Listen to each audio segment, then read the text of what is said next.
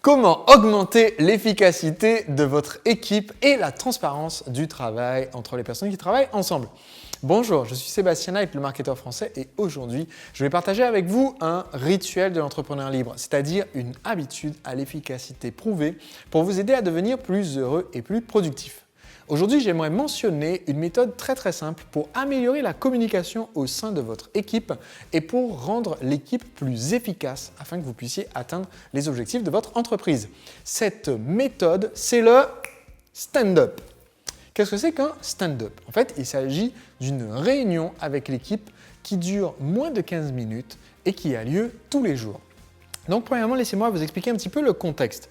Le conseil et la technique que je vais donner aujourd'hui fait partie d'une méthode plus large qui s'appelle Scrum. Scrum, c'est une méthode agile. Alors, qu'est-ce que c'est qu'une méthode agile, Sébastien? Donc, le principe de base, quand on gère des projets, il y a plusieurs façons de gérer un projet. Si vous avez fait des études supérieures avec une option management de projet, comme c'était le cas pour moi, vous avez peut-être appris une méthode qui revient à planifier le projet, décider qui va faire quoi, décider combien de temps on va faire un immense diagramme de Gantt avec toutes les tâches qui enchaînent d'autres tâches, quel est le chemin critique, quelles sont les dépendances, et ensuite être en retard sur la livraison du projet. C'est un peu comme ça que ça fonctionne avec la méthode classique.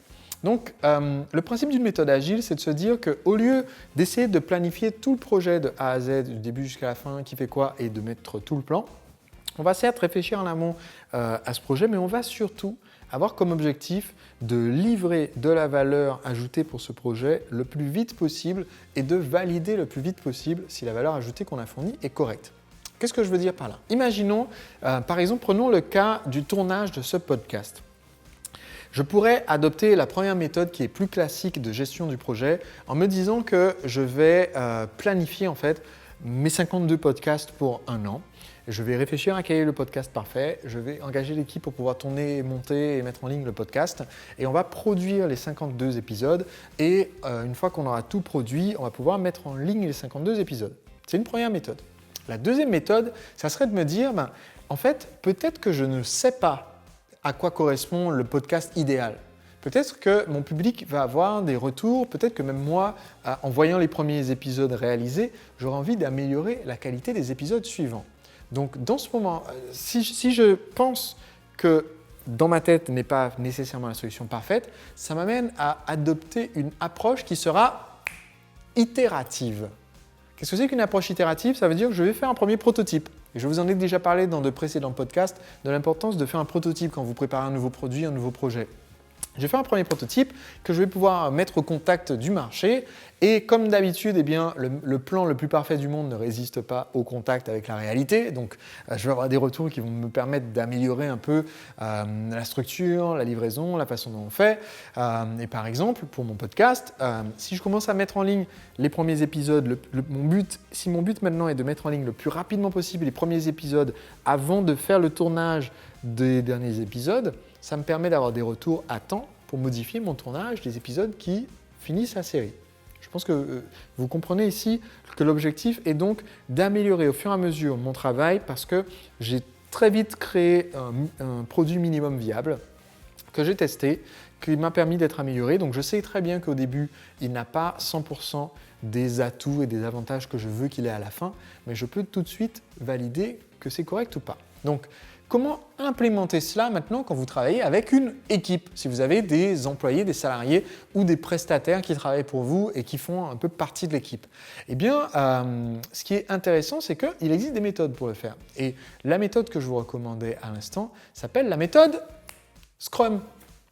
Et le principe de la méthode Scrum, c'est justement que l'équipe fonctionne avec des itérations qu'on appelle des sprints et qui correspondent à un temps assez court, entre une semaine et un mois. Dans mon équipe, nous utilisons, alors je fais cette vidéo, on a testé une semaine et ça convenait un petit peu moins pour nous, donc on fait des sprints de 2 semaines.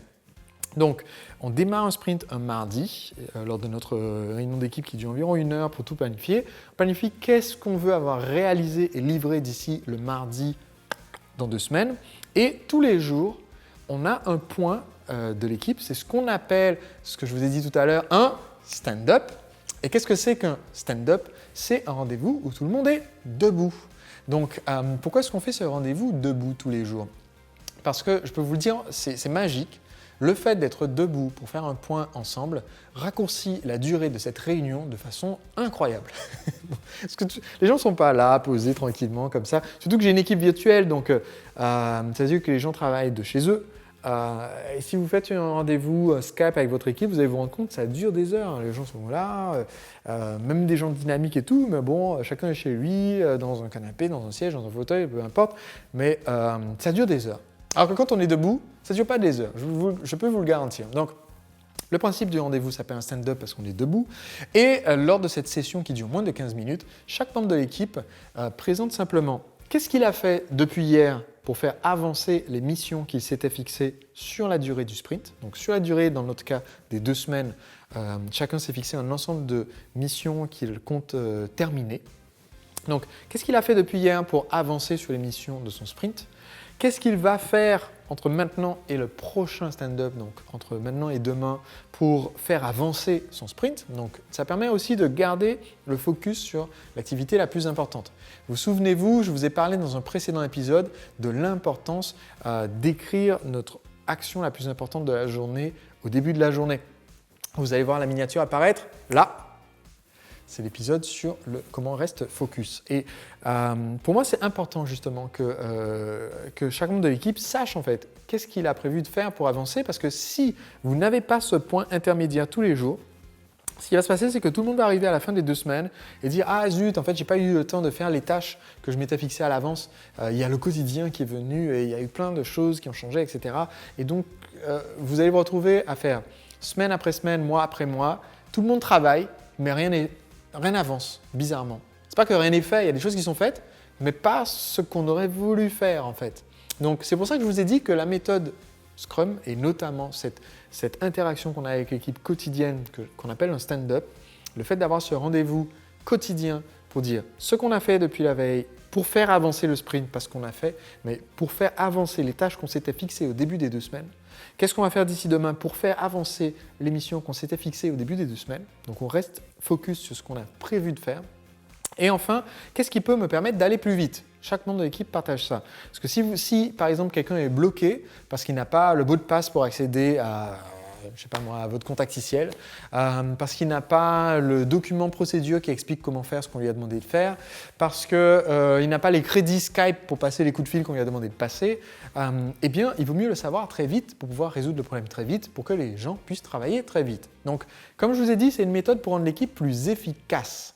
Ce n'est pas dans le but seulement d'être plus efficient, c'est-à-dire je ne veux pas que chacun puisse utiliser plus rapidement son navigateur web, utiliser plus rapidement Excel ou Google Spreadsheet. Je veux que chacun puisse avancer plus rapidement vers les missions qui sont les plus importantes pour que mon entreprise atteigne ses objectifs. Donc c'est ce qu'on définit comme étant l'efficacité. Donc le fait d'avoir ce rendez-vous quotidien est une habitude très simple à mettre en place, qu'on a mis en place dans mon équipe à partir de l'été 2016, mais qui a un impact important. Donc tous les jours, notre rendez-vous est à 15h, donc de 15h à 15h15, et ensuite on laisse quelques minutes après au cas où quelqu'un était bloqué sur quelque chose, et donc ça permet de discuter après. Chacun sait qu'il doit laisser un peu de temps après le rendez-vous pour s'il doit aider quelqu'un ou se faire aider pour être débloqué pour avancer sur ses missions. Et croyez-moi, ça a un impact important sur l'efficacité globale en fait, de l'équipe et aussi sur le moral, parce que le fait de pouvoir échanger avec les autres tous les jours, eh bien, ça permet d'éviter de travailler, de se sentir un peu isolé dans son coin, travailler tout seul sur un projet.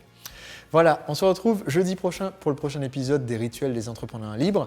Chaque jeudi, donc, je partage avec vous une habitude simple à mettre en place pour vous rendre plus productif et plus heureux.